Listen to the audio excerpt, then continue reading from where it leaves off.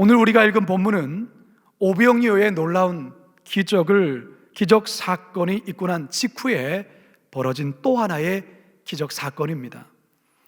배를 타고 건너편으로 건너가던 제자들이 거센 풍랑을 만나 심히 어려움을 겪고 있을 때 무리를 걸어오신 예수님께서 두려움에 떨고 있는 제자들을 향하여 평안을 전하시고 하나님의 아들 되심을 직접 드러내시며 초자연적 기적 사건을 보여주신 말씀이 오늘 우리가 대하고 있는 이 본문의 말씀입니다. 요한은 사건 자체에 대해서는 아주 간단하게 언급하면서도 사건의 배경을 이루는 내용에 대해서는 좀 더 자세히 언급하고 있는 반면에 마가는 요한보다는 상세하게 언급하고 있지만 기적 자체보단 제자들의 믿음 없음에 좀 더 강조점을 둡니다. 그런데 오늘 우리가 대하고 있는 이 마태복음의 저자 마태는 마가나 요한이 언급하고 있지 않는 무리를 걷다가 물에 빠진 베드로의 이야기를 첨가하면서 예수님의 즉각적인 행동을 묘사하는 즉시라는 단어를 무려 3번이나 사용하고 있다는 점이 이 마태복음의 특이한 점이라 할 수 있습니다. 사실 마태복음에서만 즉시라는 단어가 총 11번 등장합니다. 그런데 그 11번의 등장 속에 바로 3번이 바로 오늘 우리가 대하는 이 기적 사건 속에 나타나 있다는 것이죠. 이제 다 같이 본문으로 들어가서 그 의미를 살펴보고 이 코로나의 이 어려운 시대를 살아가는 우리를 향한 하나님의 살아계신 음성을 다 듣게 되길 주님의 이름으로 축원합니다. 한번 따라 하시겠습니다. 유혹의 자리에서 즉시 나오라는 뜻입니다. 유혹의 자리에서 즉시 나오라는 뜻입니다. 오병이어의 엄청난 기적으로 예수님에게는 적어도 2만 명 이상의 팬클럽 회원들과 열성 팬들이 생기게 되었어요. 덩달아 그의 제자들이 인기가 급상승하게 되었습니다. 오병이어의 이 엄청난 기적으로 인해서 그 사람들 안에 뭔가 알 수 없는 그 열광과 그 분위기가 잔뜩 달아올랐어요. 따라서 제자들은 이와 같은 그 분위기와 그와 같은 이 감흥을 오랫동안 그곳에서 만끽하고 싶었습니다. 자, 그런데 갑자기 예수님이 제자들을 재촉하시더니 배를 타고 건너편으로 갈 것을 명령하십니다. 그리고 수많은 군중들을 즉시로 흩어 보내기 시작합니다. 본문 22절 함께 읽습니다. 시작. 예수께서 즉시 제자들을 재촉하사 자기가 무리를 보내는 동안에 배를 타고 앞서 건너편으로 가게 하시고, 이 재촉하사라는 헬라어 단어는 아낭카조라는 단어인데요, 억지로 시키다, 강요다라는 아주 강한 동사입니다. 제자들은 이 군중의 박수와 그 갈채, 그 기적의 그 좋은 분위기 속에 계속 머물고 싶었는데 예수님은 억지로 제자들의 등을 떠밀면서 배에 태워 건너편으로 보내고 있다는 거예요. 이 너무나도 갑작스러운 예수님의 행동에 제자들 모두가 당황했습니다. 예수님 왜 그러는지 도무지 제자들이 이해할 수가 없었던 거예요. 어떤 스케줄이 있었던 것도 아니에요. 여러분, 왜 예수님이 이처럼 제자들과 무리들을 즉시로 재촉하시며 이들을 흩어버리고 있을까요? 마태복음 본문에서는 그 이유를 우리가 확인할 수 없는데요, 이 마태복음과 병영되고 있는 본문인 요한복음을 통해서는 우리가 알 수 있습니다. 요한복음 6장 14절 15절입니다. 시작. 그 사람들이 예수께서 행하신 이 표적을 보고 말하되 이는 참으로 세상에 오실 그 선지자라 하더라. 그러므로 예수께서 그들이 와서 자기를 억지로 붙들어 임금으로 삼으려 하신 줄 아시고 다시 혼자 산으로 떠나가시니라. 오병이어 기적에 고무된 군중들이 예수님을 억지로라도 붙들어서 유대의 임금으로 세워야 되겠다, 그런 생각을 하게 된 거예요. 근데 여기에 제자들까지 군중 심리에 가세하게 된 거예요. 예수님 왕되면 좋잖아요. 왕되면 너무 좋죠.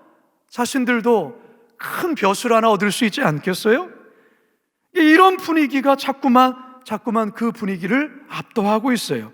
이 묘한 분위기를 예수님이 감지하자 예수님이 즉시로 모인 군중들을 흩어보내기 시작했고, 이 분위기에 휩쓸린 제자들 또한 억지로 배 태워 건너편으로 보내셨던 거예요. 여러분, 우리들도 마찬가지예요.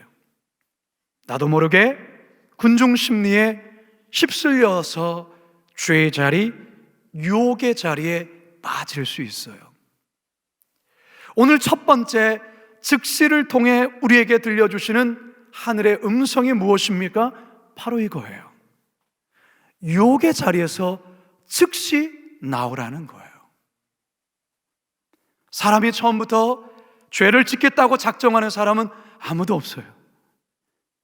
처음부터 불륜을 계획하고 그렇게 저지른 사람이 있습니까? 처음부터 살인을 저지르겠다고 마음먹는 사람이 있습니까? 아니, 없어요. 죄란 발전하는 거예요. 죄를 짓는 데는 몇 개의 단계를 거치고 난 후에 죄를 범하게 되었어요. 처음에는 생각으로부터 시작해요. 사소한 생각. 그 생각이 상상의 날개를 펼치면서 이 죄의 생각이 자라게 되어 있어요. 자라게. 따라서 우리 안에 어떤 유혹이 드는 생각이 들어왔다, 빨리 즉시 그 자리에서 나와야 하는 거예요. 그런데 그 생각을 멈추지 못하면 그 생각은 뿌리를 내리게 되어 있어요. 감정의 자리를 틀게 됩니다. 감정. 근데 이 감정의 자리를 틀었는데 계속해서 죄를 품게 되어주면 결국 세 번째 단계인 의지의 영역으로 나아가게 되어지는데, 의지의 단계까지 나아가게 되면 나의 의지와 상관없이 그게 막 나를 이끌어가는, 그래서 더 이상 손쓸 수 없는 상황까지 가고 말아요. 이런 죄의 단계가 있어요. 여러분, 최근 들어 자꾸 생각에, 내가 생각해도 선뜻한 그런 생각이 들어올 때 있습니까? 있을 수 있어요. 내가 왜 이런 생각하지?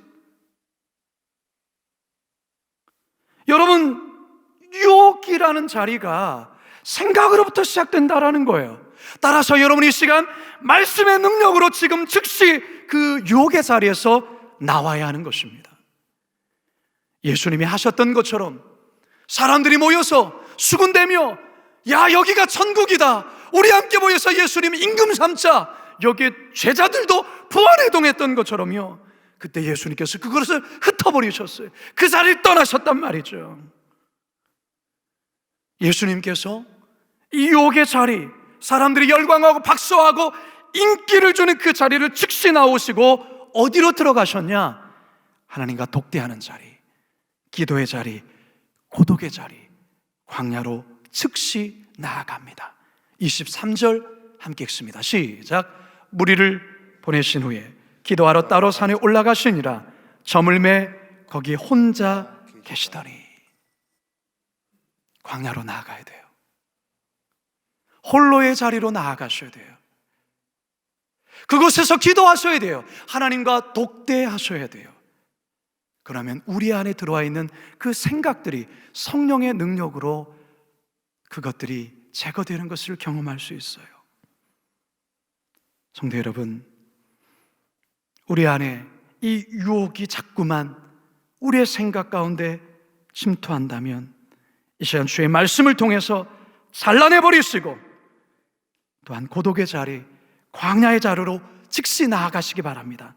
그래야만 고난의 밤에도 믿음의 길, 신앙의 길 끝까지 걸어갈 수 있습니다. 우리 모두 이 길 끝까지 걸어가시는 우리 성도들 다 되시길 주님의 이름으로 축원합니다. 두 번째, 따라 하시겠습니다. 절망적인 상황에서 즉시 돕겠다는 뜻입니다. 예수님의 관건에 못 이겨서 배를 타고 건너편에 건너가던 제자들에게 바로 이 뜻밖의 큰 광풍을 만나게 됩니다. 24절 함께 읽습니다. 시작. 배가 이미 육지에서 술이나 떠나서 바람이 거스름으로 물결로 말미암아 고난을 당하더라. 여러분, 이 풍랑 왜 만났어요? 어찌어찌 하다 보니까요. 자, 그렇다면 제자들이 배를 안 탔으면 풍랑을 안 만났을 거 아니에요.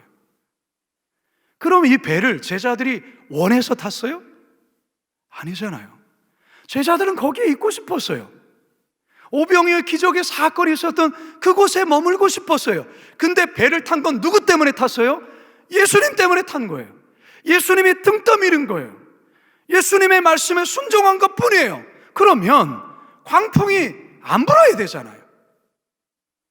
광풍이 불어도 광풍이 곧 잠잠해져야 되잖아요. 그런데 지금 어떻게 있어요? 광풍이 불었을 뿐만 아니라 이 광풍이 너무너무 거세게 보니까 앞으로 나아가지를 못하고 그야말로 사투를 벌이면서 노를 졌는데도 아직 목적지까지 도달하지 않고 있어요. 방향을 잃어버렸어요. 너무너무 캄캄한 새벽, 너무 칠흑처럼 어두운 그 한복판 속에 있단 말이에요. 이거 어떻게 해석해야 돼요? 어떻게?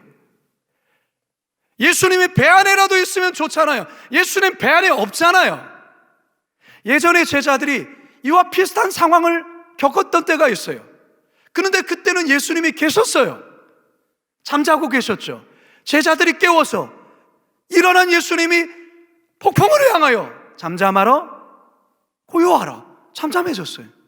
근데 지금 예수님이 안 계세요. 여러분, 여기에 엎친 데 덮친 격으로요, 뭔가 저 멀리서 뭐 이상한 물체가 막 점점 다가와요. 얼마나 놀랬겠어요. 26절 보세요. 26절 시작. 제자들이 그가 바다 위로 걸어오심을 보고 놀라 유령이라 하며 무서워하여 소리치는 거는, 예수님도 없죠. 예수님 말씀에 순종했는데 이런 광풍을 만났죠. 광풍 속에서도 지금 8시간 9시간 계속 노를 젓고 있죠. 근데 저기 유령 같은 게 막 다가오죠. 최악의 상황이에요. 최악의 상황. 제가 이 말씀을 준비하면서 계속 코로나가 막 600명, 700명, 800명, 어제 막 950명, 이것까지 들으면서 제가 설교 준비했거든요. 지금 우리의 상황과 처지와 이 본문의 상황이 너무 비슷한 거예요. 지금 이 코로나 상황이 최악으로 치닫고 있어요. 좀 전에 1000명대가 넘었어요. 확진자 이야기가 남의 얘기가 아니에요. 우리 집안 얘기이기도 하고 우리 성도들의 이야기이기도 하고 우리 가까운 사람들의 이야기가 돼버렸어요. 그 코로나 확진 이야기가 말이죠. 여러분, 우리가 그동안 얼마나 이 코로나가 종식되기 위해서 애썼어요. 기도 많이 했잖아요, 여러분. 코로나 종식을 위해서 우리 많이 기도했고 하나님께 간구했잖아요. 그리고 나름 노력도 했잖아요. 그런데 이 강풍, 코로나의 광풍 잦아들기보다는 더 거세지고 있어요. 이거 어떻게 해석해야 돼요?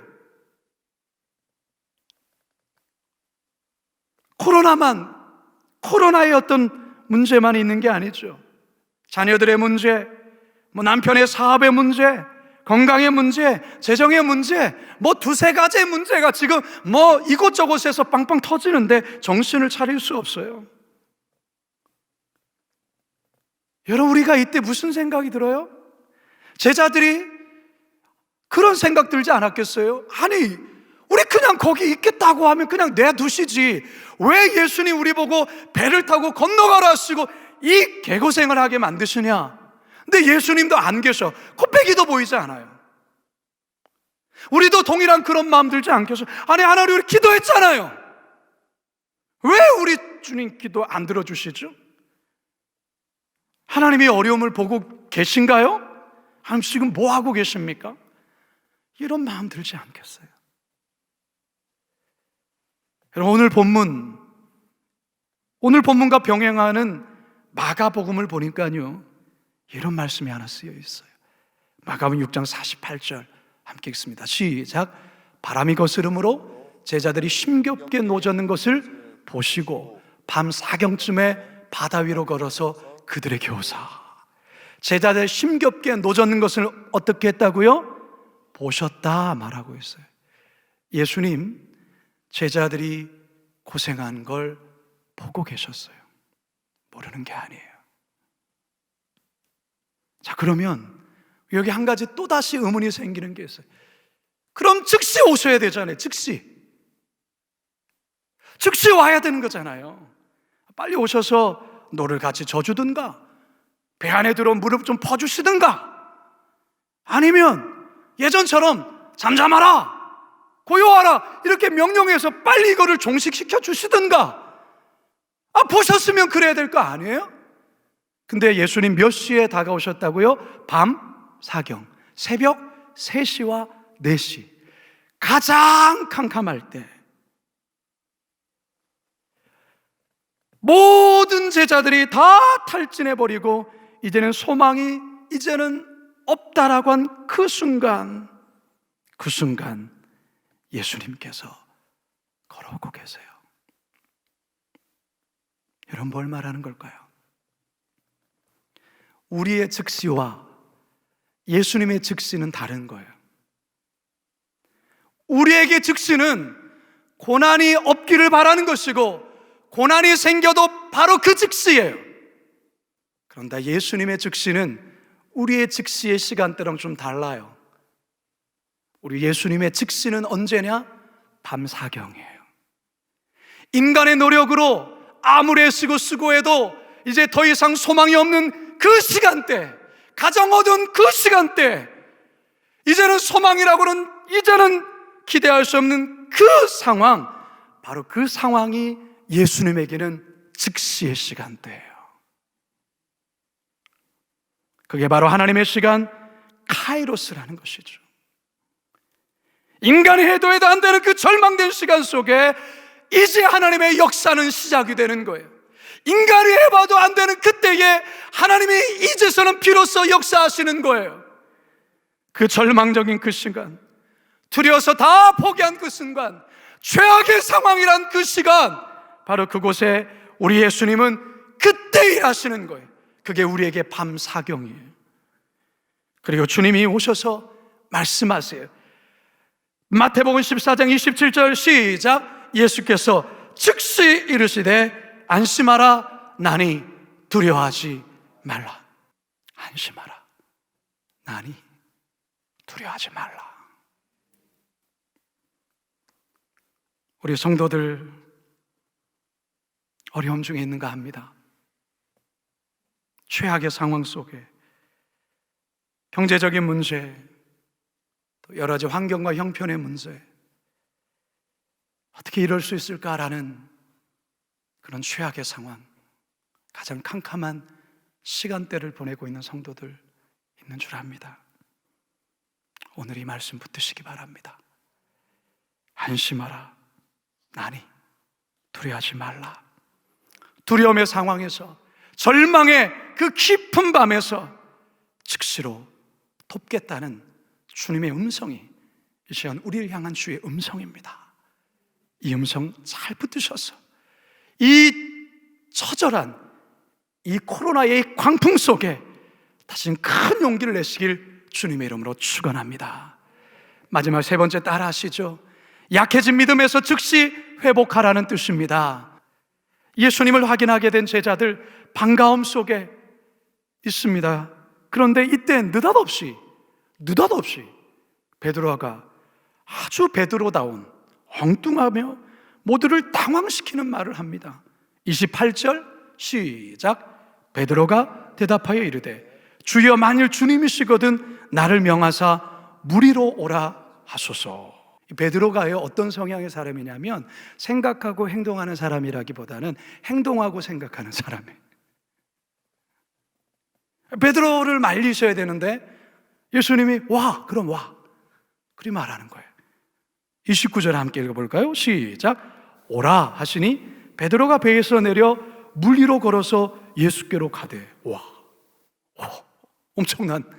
엄청난 일이 벌어졌어요. 중력을 거스리는 엄청난 기적이 나타난 거예요. 베드로가 정말 물 위로 걷고 있어요. 물 위로. 그런데요, 이게 얼마 못 갑니다. 물 위로 걷고 있는데 가만 생각해 보니까 지금 정상적인 일이 아닌 거예요.